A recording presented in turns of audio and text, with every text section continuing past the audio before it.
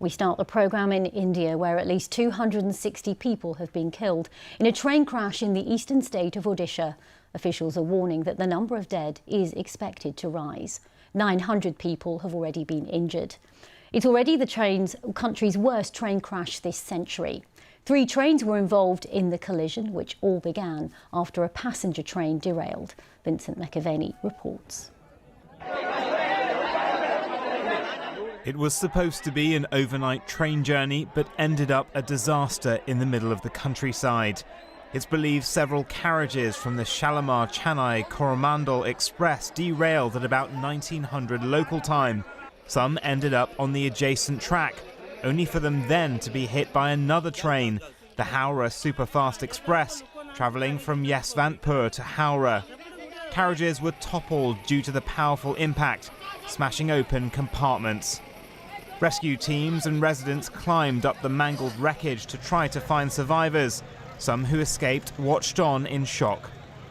10-15 people fell on me when the accident happened and everything was haywire. I hurt my hand and also the back of my neck. More than 200 ambulances attended the scene and more than 100 additional doctors were mobilised. They worked through the night to try to rescue those trapped inside the carriages and get them to nearby hospitals. It's not immediately clear what led to the derailment of the first train and why the second didn't manage to stop in time. India has one of the largest and busiest train networks in the world, but accidents are common despite successive governments investing hundreds of millions of pounds to improve infrastructure. Indian Prime Minister Narendra Modi said he was distressed by the incident and his thoughts were with the bereaved families, tweeting, "Rescue ops are underway at the site of the mishap and all possible assistance is being given to those affected." In the morning light, the scale of the disaster was revealed. With survivors rescued, work has begun on recovering the victims. Dozens of body bags lined the tracks beside the wreckage. It's expected the death toll will continue to rise, but already it's the world's deadliest train disaster in some 20 years. Vincent McAvenny, BBC News. Well, a short while ago, one of the rescuers shared a harrowing account of what he saw at the crash site. And just a warning, some viewers may find these details upsetting. There was a small child amongst them, whose parents were killed. He was crying and eventually died.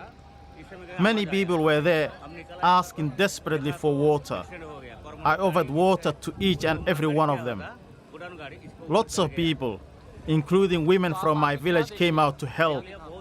There were many injured people at the accident site.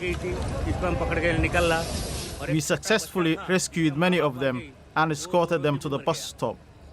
They expressed immense gratitude towards us, referring to our aid as God sent.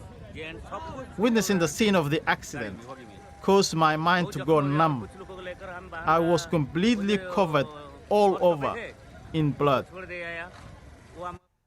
Well, we can now go live to our South Asia correspondent, Yogita Limai, who is in Mumbai. Yogita, first of all, if you could just take us through the sequence of events and how this crash unfolded.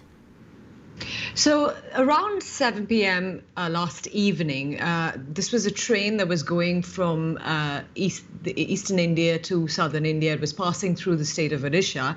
It derailed and its coaches overturned onto the next track. There was a stationary goods train there, and the coaches also derailed onto a track in which there was an oncoming train which was going from southern India to eastern India and caused a crash. And I've been looking this morning at drone footage of the accident site, and you can see the scale of the disaster there. It's coaches strewn all across the tracks. There are coaches piled one on top of the other. There's one which is completely upturned, so its wheels are on the top. So this is a massive rescue and relief operation. We've had the police, fire services, the National Disaster Response Force, all in action all through the night, trying to cut through the metal compartments and get through to survivors. They've been using dog squads as well to help them out. The Indian Air Force has confirmed to the BBC that they are augmenting augmenting rescue operations and that helicopters have been deployed in the area. So the first priority, of course, to try to get to any survivors who might still be inside, then to try and extricate the bodies of the victims so that they can be handed back to their families. And after that, of course, a big priority will be trying to clear that location so that the trains can get back on track. 48 trains cancelled as of now, dozens of others diverted. You talk about that and getting trains back on track. Yogita, there'll be many people who are stranded there, unable to get home, and many relatives who will want to go and see their loved ones in the hospital. So we already know that some special trains are being organized, especially for the people who are stranded there, to allow them to get out of there. I don't know at the moment if there are any trains being organized in a way that where people can go in, but of course people are using any means they can to try to get there. What we do know is that Indian Prime Minister Narendra Modi is going to visit the site. He's already chaired a meeting, and met with high officials, government officials. We know that opposition leaders are also visiting the area. I mean, this is pretty standard practice in India, that if you have an event of such large scale, you will have big leaders visiting the location. But I think there are going to be a lot of difficult questions for the Indian Railways here. That first, how did that first derailment happen? But more importantly, why was the oncoming train not stopped in time? Yeah, I mean, that is the question that a lot of people are asking, Yogita. You say that there is an investigation that will be underway. How does this accident fit into the history of rail accidents in India? Because we know that India has this huge rail network that operates very smoothly most of the time. That's right. And while dozens of people die in rail accidents every year, I think the frequency and the severity of the accidents has gone down over the past decade or so.